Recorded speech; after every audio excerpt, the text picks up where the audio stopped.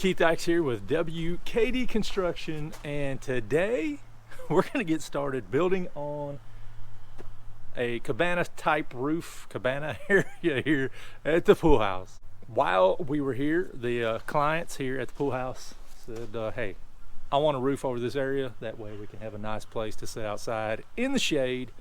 So that's what we're going to do. We'll turn around and give you a little peek here. So basically we're going to have a hip roof, something similar to match the house right there. But we're going to have one column. We're going to have a column right here on the corner to match those columns. So we're going to have one corner, and the rest of them are going to be short, little stubby kind of post to set on the wall. So there'll be all LVL headers all the way around, one column here, and then we'll do something decorative to try to tie that all together. But our wall is like 7.5 feet tall. I think we're going to have a 9 foot tall underneath the header, so we're not going to have a very tall leg under each corner on the wall. And then we will hip everything, vault the inside ceiling. Everything will be painted just to match the house and the pool house. I've never done one like this in this type of situation. So first course action, I think we'll get the laser set up, make sure we can find a square corner. Hopefully the brick is pretty square. And then I've got some Simpson 6-inch post brackets that will mount to the top of the brick, go up with a short post, and then we'll build our headers in the air, kind of per se, and then brace it off, and we'll go from there. Oops, didn't mean to spit at you. Do what? Alright, so we got the laser set up, which has got a 90-degree line on it. So as you can see, we got our point there, but the laser's at the top. That laser's down about 1.25 inches, so this corner's 1/4 inch high, and that corner is 3/4 inch lower. So we use that as a benchmark, and I got my corner started here, so we'll put the anchor post here, and just transfer our marks to where our laser is. Then we know exactly the outside corner of these two sides, and then we can build everything else from there. Are the brackets, which are the Simpson strong tie 6x6 posts, and we got Tapcons. So I think we're going to Tapcon it, all 4 holes, and then in the middle I've got these, which we may I don't know, we're going to see. We're going to drill down into it, and if I have to epoxy, you probably have to epoxy some threaded rod in there. Probably is what we'll end up having to do. That way we can really get a down hold on this, because I don't know what's inside the wall, if there's concrete or if it's just block or what. So that's probably what we'll do, is epoxy either these or some threaded rod down into there to really get a good strong hold, because this will have some uplift right here on this hill. And we don't want the damn roof to come flying off. Did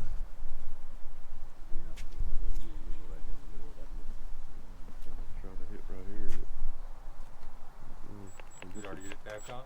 Yeah. I guess it would be better to go in the brick though, huh? Versus mortar. It don't really matter. I mean, it's going to be. I think we're going to have to epoxy it regardless. Can you get it to the side? Yeah, I can hit the brick, but it's pretty It'll probably jump off there, break, you're right on there. So we said hell with the 3/8, and I'm going to go a 1/2 inch threaded rod. Got the Hilti. We'll probably do, I think I can go 14 inches down into the block of concrete, whatever's in there. And hollow. Yeah. And we'll go with some 1/2 inch threaded rod.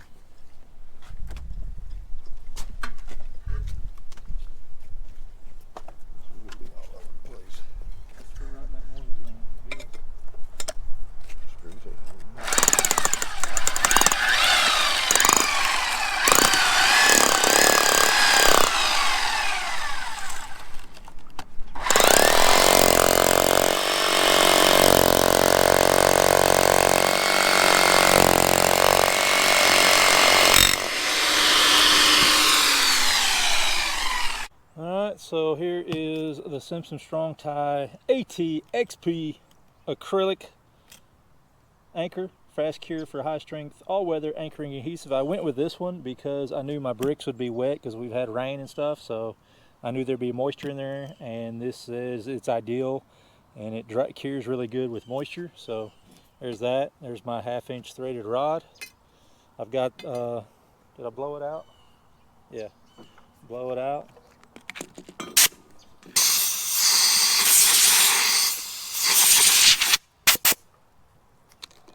And we'll be ready to set one of these dudes.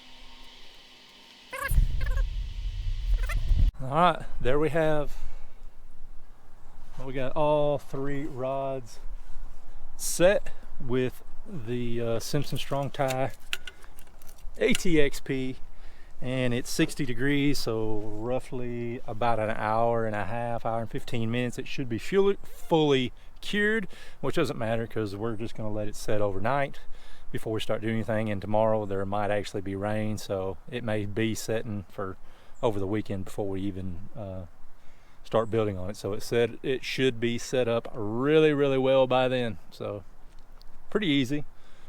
I don't know, like I said, it might have just been my caulk gun that sucked, but it seemed pretty stiff to come out of the tube, but worked. It flowed really well. It's really mixed up really well, and overall did really good. All right, we are back out here at the pool house this morning. We've let the threaded rod set up all weekend, and I've been trying to contemplate and see how I wanted to do this. I was thinking about running the threaded rod all the way up to the top of the post and then bolting it down, but that's going to be like 3 feet, a little over 3 feet, so I don't have a drill bit that long, and it'd be hard to keep it centered all the way through there. So I think we're going to do it like a newel post, come up maybe 6 inches on the side of the post, recess a hole, and then that way we can get in and put a nut and a washer and get some force down on the post versus just bolting it through the side of the post. I don't know, I think it'd be hold a little better, so give it a little more downforce, because I'm just afraid that over time, wind being up on this hill, maybe try to lift that up pretty good. So I don't know, that's what we're going to do, I think.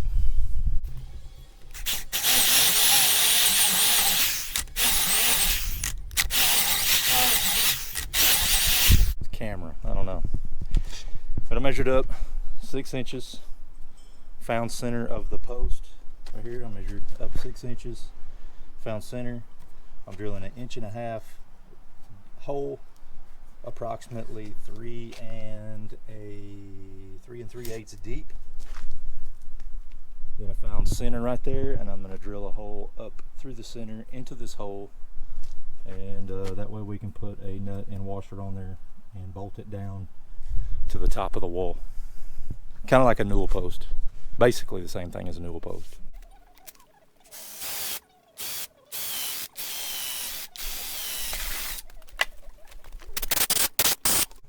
Well, since we're making our own newel post hole, if you put your washer in, you get a pretty good gap. Newel post has a little metal washer, half moon washer. I'm going to take the multi-tool, kind of cut this bottom square, kind of make it like a little birdhouse right there, just so the washer will sit flat on the bottom.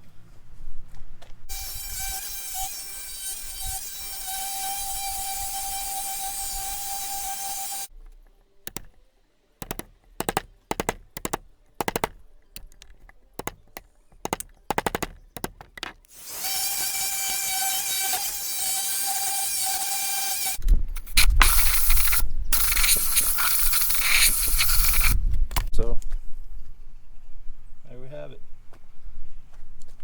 We can get the nut in there, the rod go up in the bottom, and then get a washer in there and tighten it down. Not too pretty, but it'll do the job. All right, we got the laser set up on this side of the post, and then we got the Stabila on the other side of the post. That way it is pretty dang close. And then we're just going to use the Simpson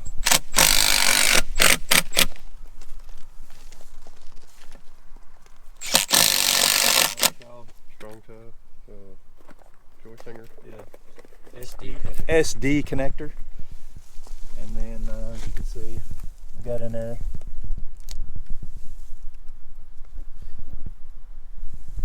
And got it bolted up really tight.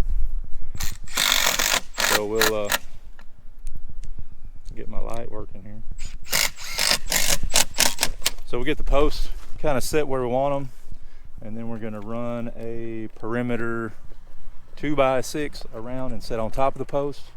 We'll get our headers, our LVLs cut, and then just kind of build it in the sky, build it in the air.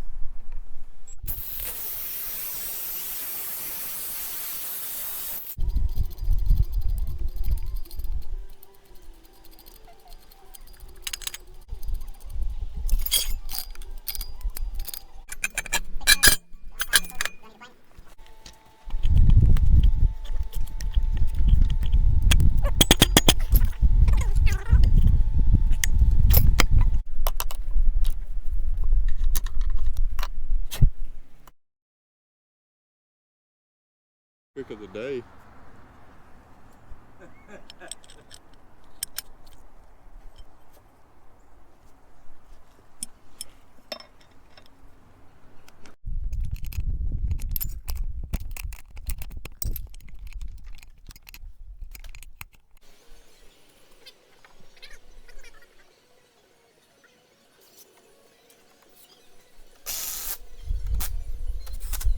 Set the laser up on top, turned it on, went over to this side that I measured vertically to find what my post needed to be. So we got that. I'm just making a temporary post right now. So we'll get it up, brace it. They'll run a 2x across the front, and we got the 2x across the back. We'll set the LVLs front to back, and then we'll piece them in this way and then just work our way around again.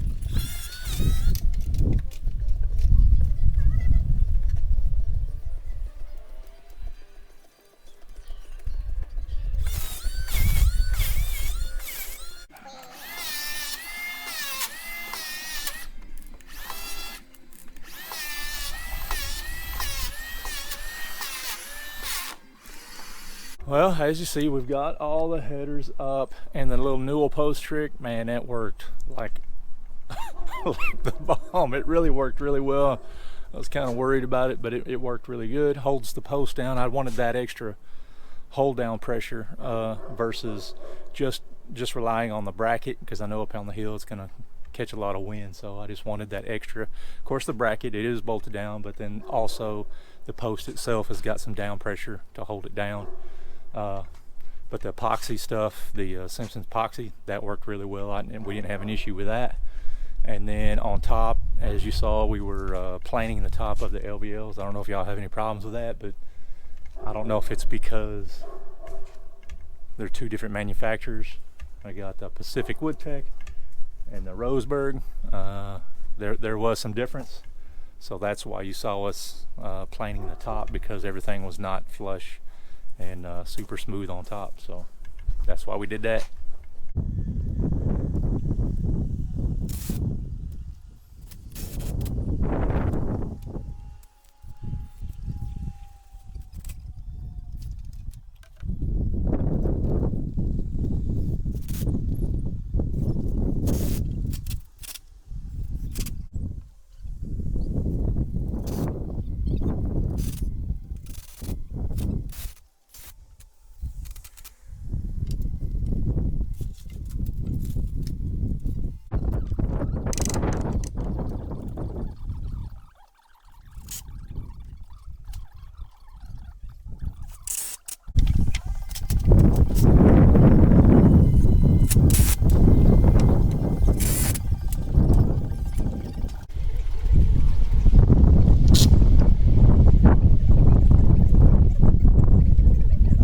The roof pitch is a 612, which is 26.7 something degrees, I believe is what it is.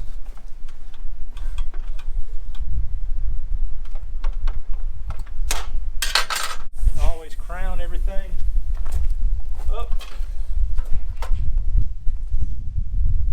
That way you get natural strength on the board.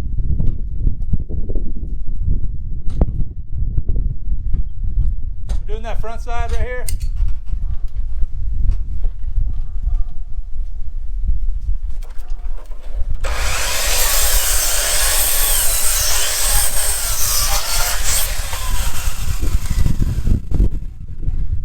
So I need 72 5/8, which I'll pull from my point to my bird's mouth. 72 5/8. Got a 3.5 inch heel height.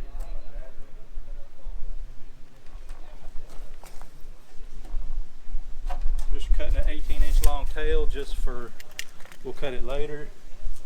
Where's my square? Holy cow. Set that on a hip, or a common, I'm sorry.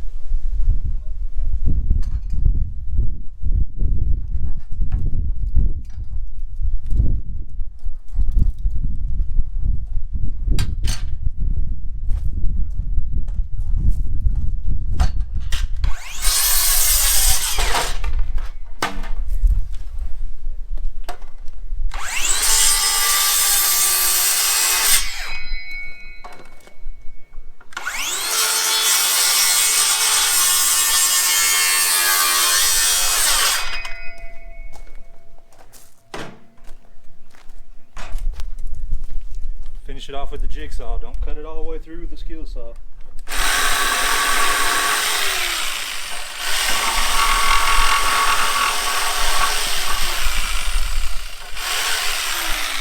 Makes it weak.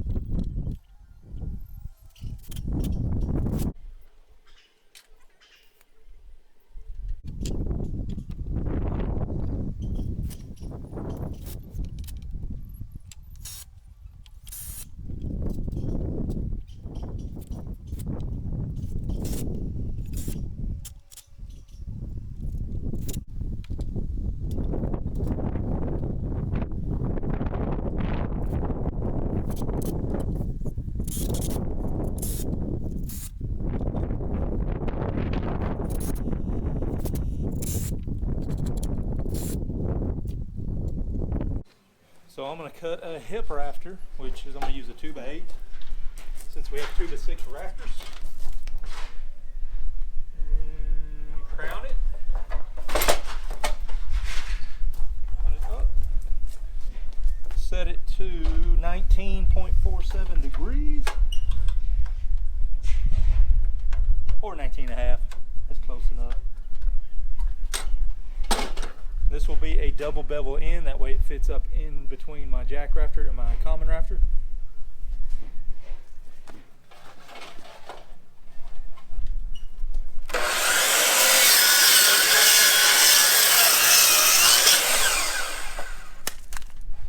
That 45. And then you can just mark 3/4. If I can get a measurement. So which will basically be right in half.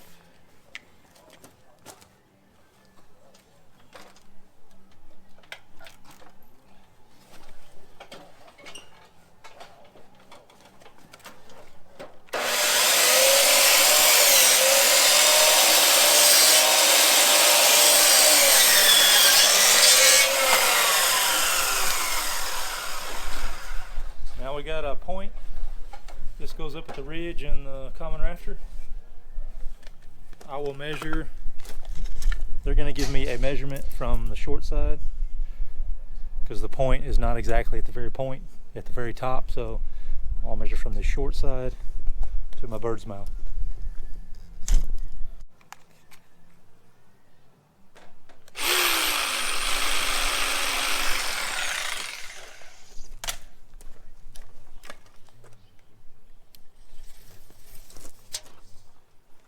Yeah, you like that. We got 130 and 3/8. So on the measurement, they're giving me from the short point at the long to the very outside corner of my header. So that will be my bird's mouth, the seat cut on it. So I've got my tape run out.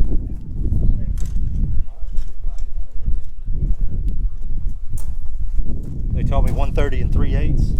I'll find 130 and 3/8, and then I just kind of radius that a little bit. Got a little different heel height, 3 and 5/8. So 3 and 5/8. That intersection is my bird's mouth. I got this set on my squangle set on hip valley. 612. A little straight edge.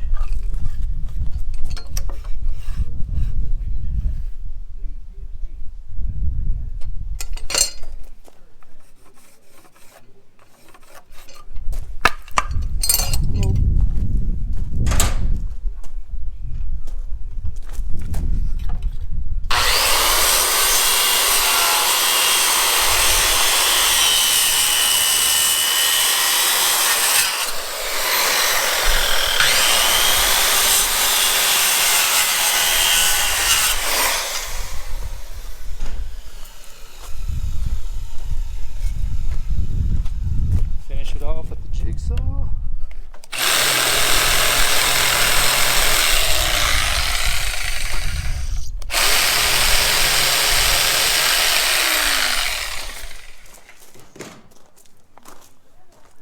And that, my friends, is a money bird mouth. Yeah, sir. Hip rafter ready to go.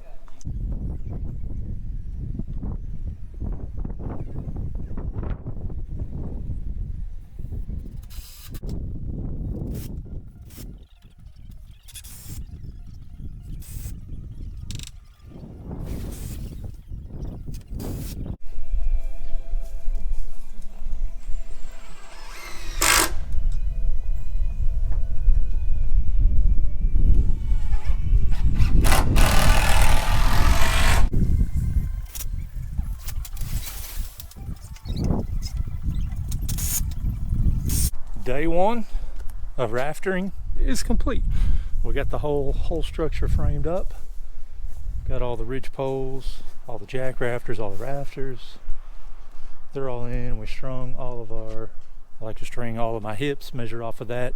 Everything is on 2 foot layout because we are going to be using 5/8 inch thick zip roof, which is plenty stout as hell for 2 foot centers. I usually don't do 16 inch on centers on anything really. I always go 2 foot. But yeah, I'll come back. I left all the tails long. That way, I like to string off my overhang, get everything cut exactly straight. I know you can cut them on when you're cutting the rafters, but I don't like to.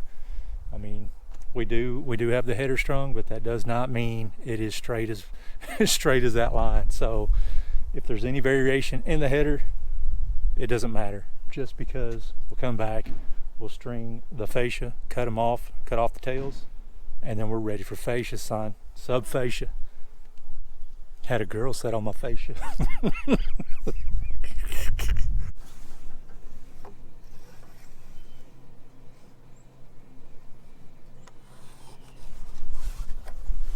So what we have to string the fascia and get it straight is, I've measured from here to here 14.5 inches because we're going to put 1.5 inch fascia on there and we'll have 16-inch soffit. So we measured out 14.5 inches there, 14.5 inches down there, strung the line, and then Brent's got Rosie, old-fashioned Rosie, our adjustable square. We set it. I took the torpedo, plumbed it up, set the square to the plumb line, and then we'll mark all of these rafter tails except the hip. We will not mark the hip with Rosie. I'll just plumb them and then we'll cut it after the fact is done. And then here we'll have to actually add on to this tail a little bit, not too much, but we will just a little bit, but we'd be fine.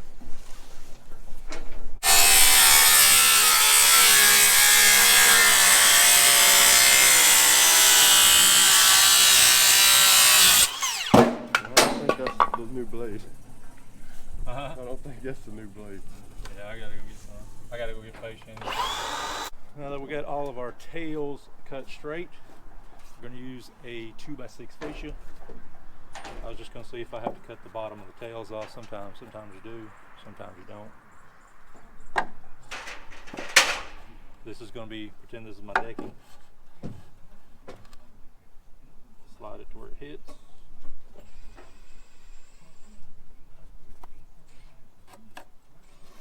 Mark that. We got this one marked. We'll mark that one down there. We will chalk a line right here, and then we will nail the fascia right to it, and then we know it's straight. And then afterwards, I usually nail this on, just because if you need to straighten the fascia at all for any reason, you can kind of give it a little tacky little love. So, and then once we come back, and if we do need to plane some, we can plane it.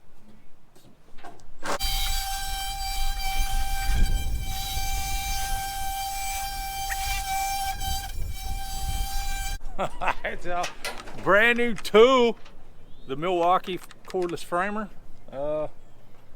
First impression, that son of a bitch is heavy. It's heavy. It's like toting a damn coal nailer. But I'm kind of excited to use it. I've never shot it, never used it, so we'll turn it on. Let's go. It does have a rafter hook.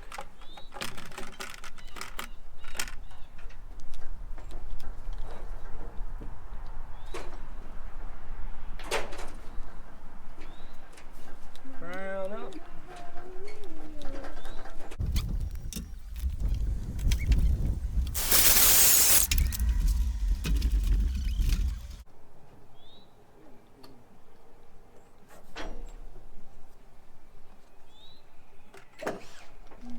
That is a beast.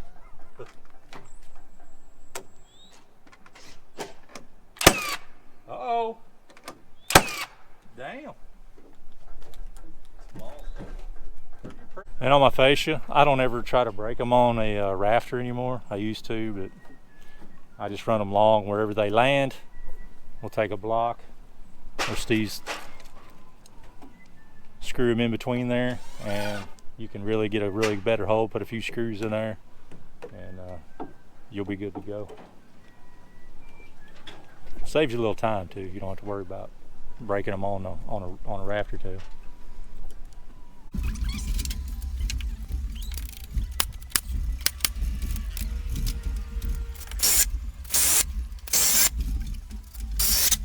Well, now our decking will rest right on this edge. If it's high, if it's way high, I don't think we have any.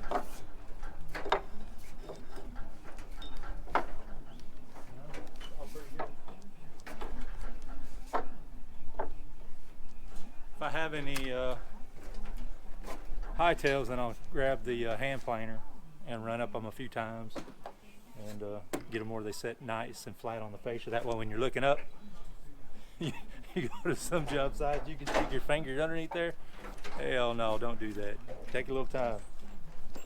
Plane them, get them down, sitting on the fascia.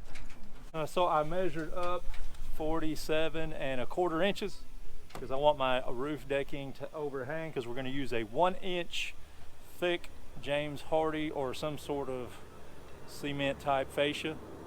So I want it to overhang so we don't have an issue with the drip edge.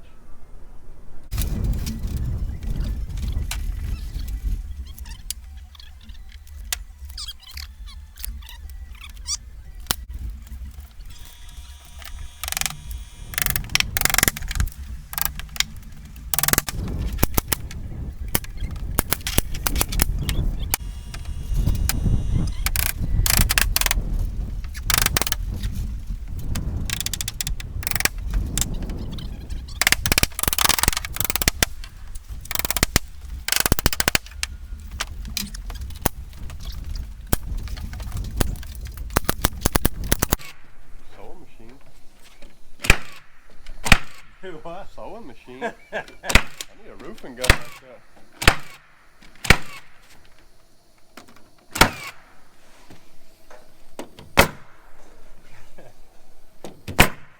Look at that made by singers.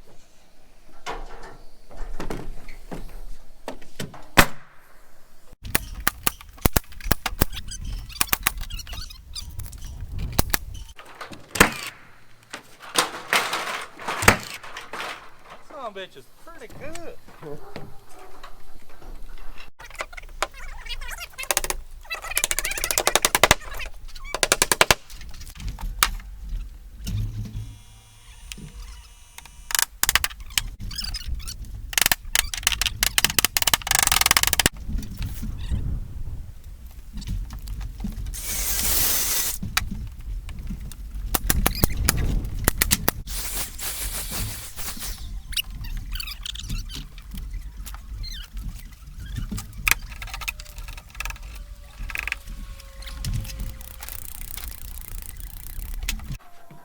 Don't forget to roll the tape.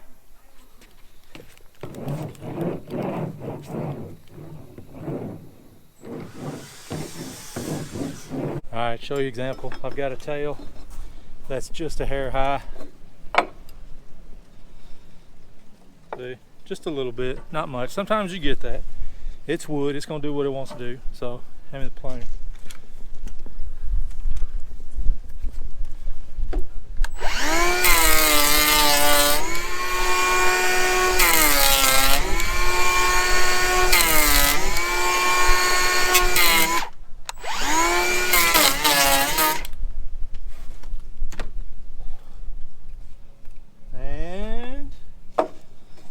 Good to go. Perfect.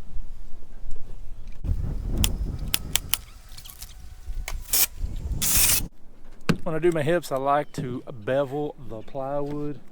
Not necessarily on both sides, at least one side. That way it makes it, it gets it a little tighter. It doesn't have that big wide gap at the top. Just makes it a little tighter fit. But we got this side done. Of course, the back side done yesterday. And we got one more that end to do, so we'll jump down there and show you that.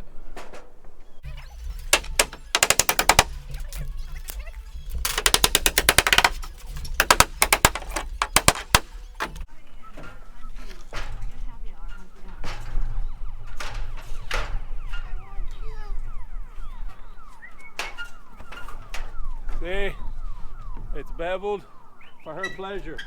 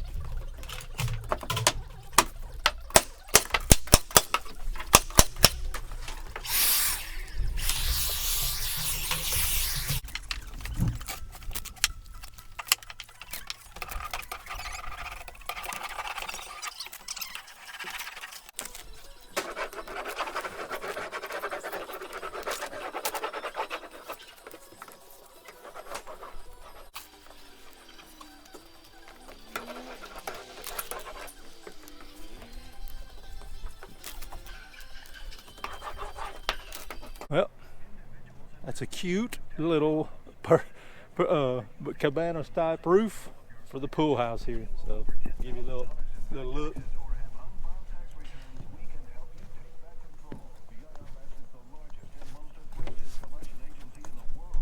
No wrinkles in the tape, and you can definitely come back and you can use liquid flash over the top of the nail holes if you want to make it super waterproof, but it usually does pretty well. If you tape it up like this, real nice and tight, no wrinkles, you'll be in the dry about 99%. I mean, you might have a drip or two, but overall, man, worth every penny. There we have it. That's how we framed up a cabana type roof here at the pool house. So be sure to come back and check out as we put the finishing touches on this cabana type roof. So once again, I'm Keith Dykes. This is the pool house. That's a cabana roof, and thanks for watching.